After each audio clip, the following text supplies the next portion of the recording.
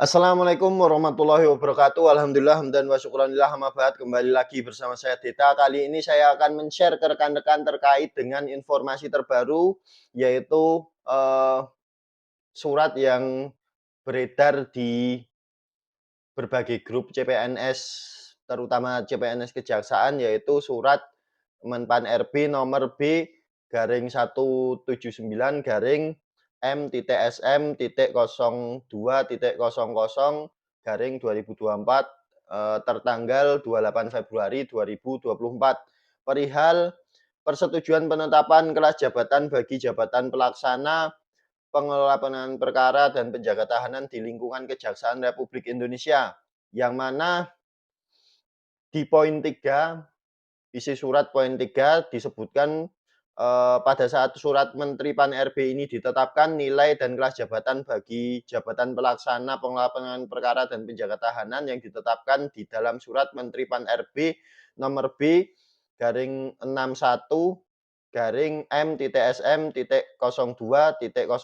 garing 2024 tanggal 22 Januari 2024 tentang persetujuan penetapan kelas jabatan bagi jabatan pelaksana di lingkungan Kejaksaan Republik Indonesia, perdagangan dicabut dan dinyatakan tidak berlaku.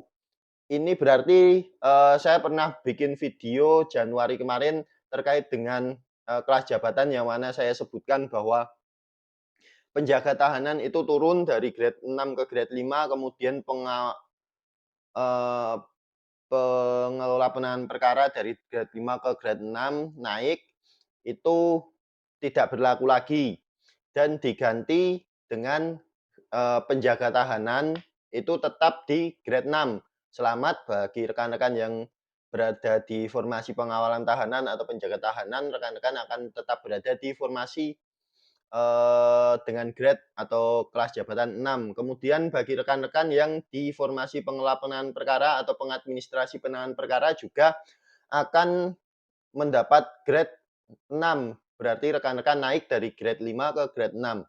Apa sih untungnya memiliki grade 6 dibanding grade 5? Sebelumnya saya akan menunjukkan beberapa eh, lampiran yang mungkin rekan-rekan perlu perhatikan, jabatan apa saja yang berubah dari jabatan-jabatan ini, semua berubah ke jabatan pengelola penanganan perkara. Kemudian khusus untuk jabatan pengawalan tahanan narapidana berubah ke jabatan penjaga tahanan. Mungkin dari lampiran ini rekan-rekan mencari formasi rekan-rekan ada yang tidak ditemukan. Sebagai contoh, formasi pengemudi pengawal tahanan, kemudian ajudan, kemudian pengawal khusus atau walsus, dan sebagainya. Karena memang untuk formasi grade 5 itu tidak ada perubahan selain pengadministrasi penanganan perkara. Yang berarti rekan-rekan yang berada di grade 5 dengan formasi baik itu ajudan, pengawalan tahanan narapidana, pengemudi pengawalan tahanan, pengemudi kejaksaan dan sebagainya itu tidak berubah, tetap di grade 5 untuk sementara karena kita juga masih menunggu untuk aturan lebih lanjut, itu nanti ada Kepja kalau nggak Perja, maka kita harus pantau bersama karena ini baru persetujuan dari Menpan RB, kita harus mendelegasikan aturan ini di internal kita dengan Kepja atau Perja itu tadi. Maka kita sebaiknya menunggu apakah nanti ada perubahan untuk grade 5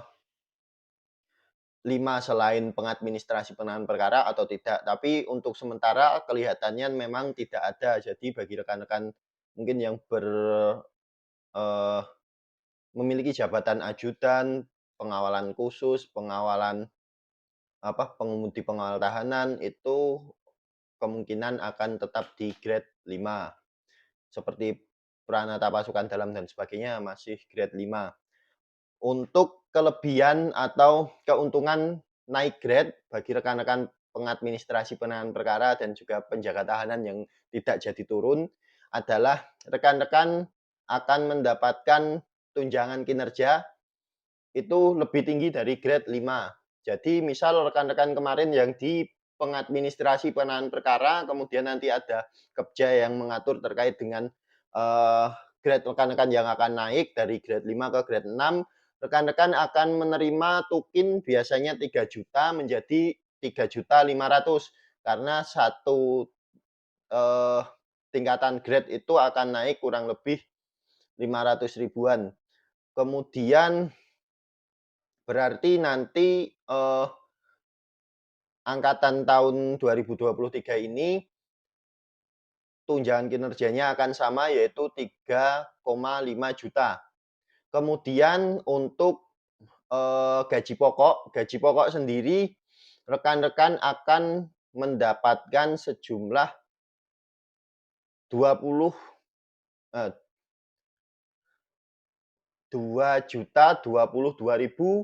ditambah 8% karena nanti semua akan naik 8%. Ini udah ada aturannya, kita tinggal menjalankan. Ada beberapa yang sudah menjalankan, ada yang belum, tapi kemungkinan ketika rekan-rekan nanti udah bekerja itu sudah terrealisasi semua, yang berarti ketika rekan-rekan mendapat 8% dari 2.022.000 itu kisaran 162.000, yang berarti rekan-rekan akan mendapatkan gaji pokok sebesar 2.184.000. Kemudian selain tunjangan kinerja dan gaji pokok, rekan-rekan juga akan mendapatkan uang makan. Uang makan sendiri memang akan diatur, ada uang makan imunitas kalau nggak salah. Uang makan imunitas itu adalah uang makan yang dibedakan menurut penempatan. Tapi ini memang belum terrealisasi dan aturannya juga belum dibahas oleh Kemenkeu, maka kita berpatokan pada aturan yang lama, yaitu aturan uang makan standar di semua wilayah. Aturan uang makan standar di semua wilayah adalah per bulannya kita akan mendapatkan untuk 22 hari kerja tanpa telat absen, tanpa izin, tanpa ada cuti, tanpa ada libur, itu untuk 22 hari kerja 1 bulan kita akan mendapatkan 740.000. Jadi kalau kita total-total, bentar saya buka kalkulator dulu.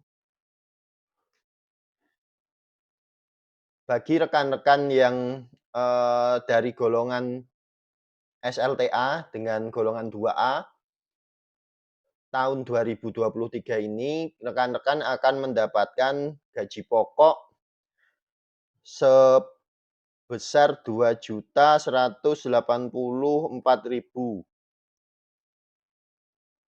Kemudian ditambah tunjangan kinerja sebesar 3.500.000.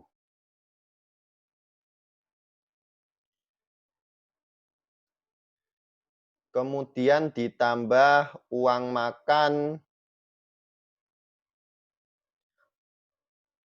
740.000. Maka total pendapatan rekan-rekan setiap bulannya adalah 6.424.000. Itu 1 bulan. Belum termasuk bagi rekan-rekan penjaga tahanan yang mungkin masih memiliki SPJ ketika pengawalan tahanan, biasanya ada uang pengawalan itu kisaran 150 sampai 200-an per hari bagi rekan-rekan pengawalan. Jadi untuk gaji take home pay yang rekan-rekan terima adalah kurang lebih 6.424.000.